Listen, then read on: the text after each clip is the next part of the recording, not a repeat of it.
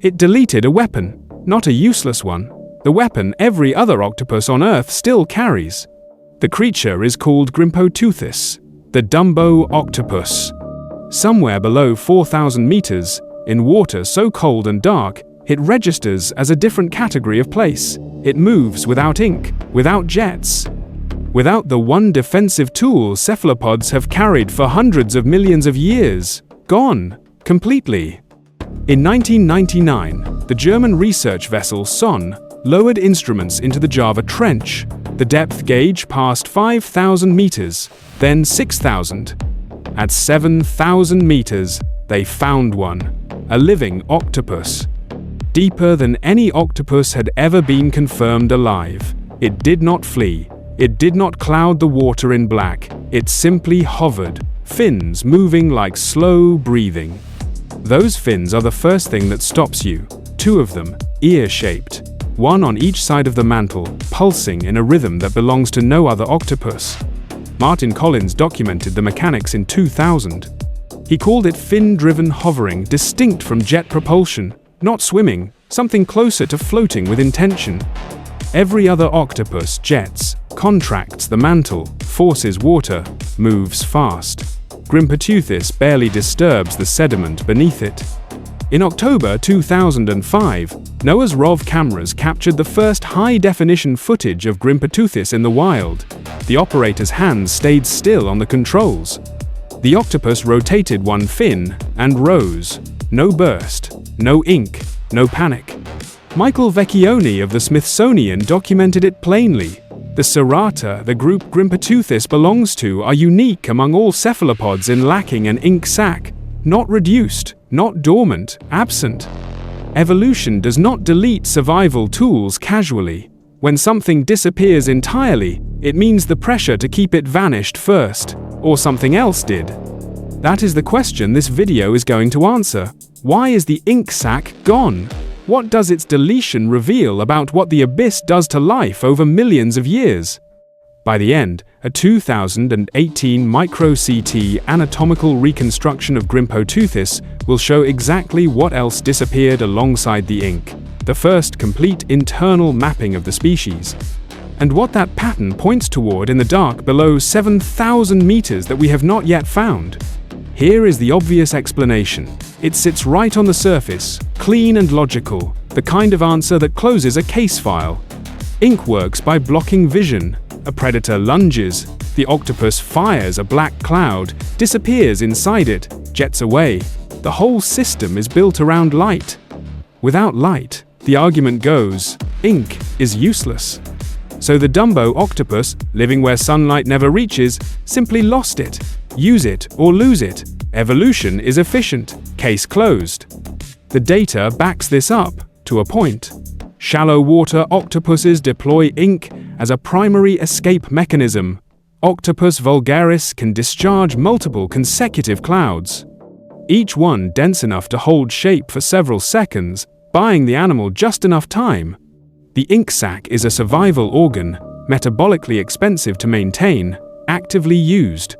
Collins and Henriques wrote it plainly in 2000. The absence of the ink sac in cirrus octopods is likely related to the lack of visually oriented predators in the deep sea.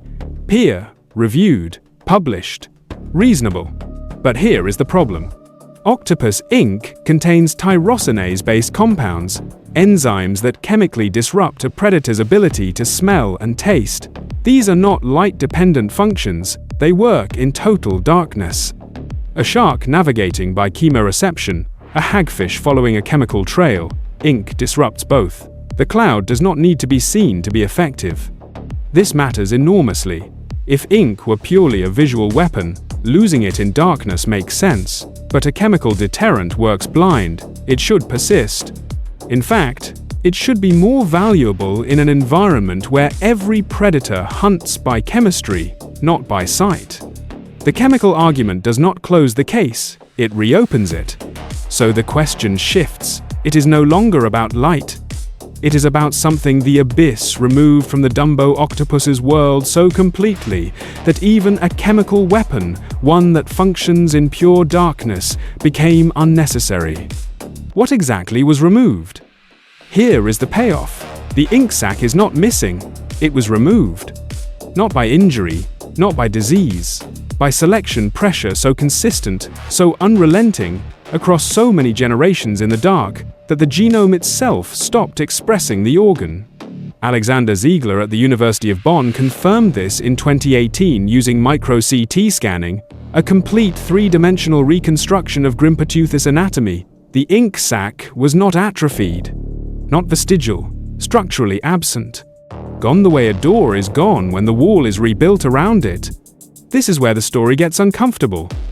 Comparative cephalopod genomics, anchored by the Albertin et al. Work published in Nature in 2015, showed that octopus genomes carry ancestral instructions for organs the animal no longer builds. The regulatory switches were turned off. The blueprint exists. The construction stopped. That distinction matters enormously, because it means the abyss did not wait for random mutation. It selected against metabolic cost, generation by generation, until the cost disappeared. Organs are expensive. At 7,000 meters, food arrives rarely and unpredictably. Carrying tissue that performs no function is not neutral. It is a slow tax. An ink sac requires blood supply, maintenance, cellular repair. In a world with no light, ink is invisible. In a world with no fast-moving visual predators, jet propulsion escape is unnecessary. The organ became a liability. Evolution collected. The same pressure that deleted the ink sac also modified muscle fiber density and reduced chromatophore complexity across the skin, systematic, deep, irreversible. Vecchione and Young documented it plainly. Cirrate octopods are unique among all cephalopods in lacking an ink sac entirely.